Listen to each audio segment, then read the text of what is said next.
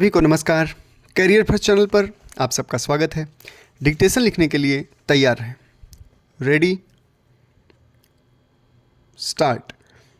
आज भी अनेक देशों में क्रिश्चियन राजनीतिक दल सक्रिय हैं। इस दृष्टि से भारत का अपना इतिहास ही अधिक प्रासंगिक एवं प्रेरणाप्रद है। यूरोप से भिन्न भारत में कभी भी धर्मतंत्र नहीं रहा।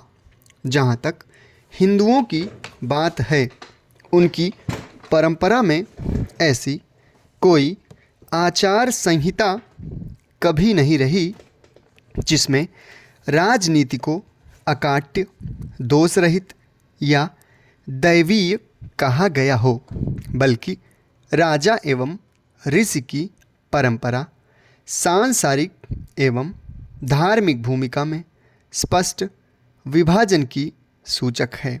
ये दोनों भूमिकाएं अंतः संबद्ध तो थीं, पर स्वायत्त थीं। इसलिए भारत में एक धर्म या एक संप्रदाय की प्रतिष्ठा बनाने का प्रयास अथवा सभी धर्मावलंबियों की एक पहचान बनाने का प्रयास अथवा एक राजनीतिक पहचान बनाने का प्रयास एक ओर यदि अतीत की उपलब्धियों का अपमान होगा, तो दूसरी ओर भविष्य को अशांतिपूर्ण बनाने का अभियान किसी भी धार्मिक संप्रदाय के हर व्यक्ति को किसी राजनीतिक दल विशेष से जुड़ने को बाध्य करना अथवा उनके जुड़े होने की बात करना राजनीति की मूल भावना के ही प्रतिकूल है। राजनीति में वर्गीय हित के साथ साथ वैयक्तिक हित भी पृथक पृथक हो सकते हैं और इस पार्थक्य का सम्मान होना चाहिए, कम से कम वर्तमान राजनीतिक व्यवस्थाओं में।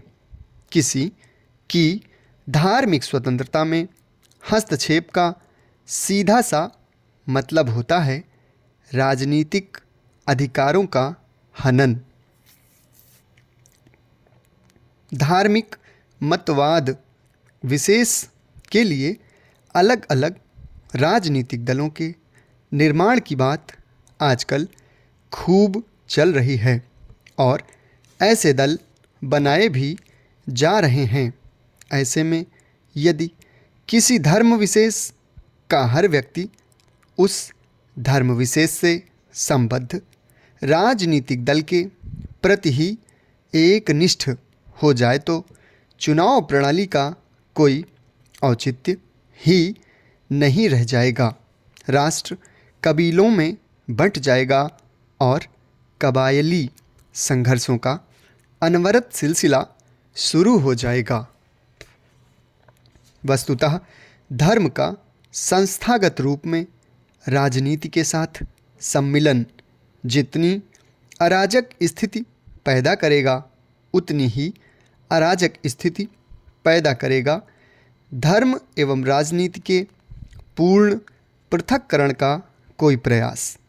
यह सच तो सबके सामने है कि एक पेशे के लोग, चाहे वे किसान हों, मजदूर हों, छात्र हों, शिक्षक हों, डॉक्टर हों, इंजीनियर हों, अपने पेशे के आधार पर गोलबंद होते हैं, चाहे वे किसी भी धर्म से आते हों। और उनके इस तरह के किसी संगठन को कोई धार्मिक नेतृत्व चुनौती नहीं देता। इसलिए राजनीति के भीतर भी वैसे ही तत्व पैदा किए जाने की ज़रूरत है जिनसे धर्मनिरपेक्ष हितों अथवा मतभेदों के आधार पर दल या संगठन गठित हों। यह एक तरह का बौद्धिक अधिकार है जिसे स्थापित करना समय का तकाजा है। भारत में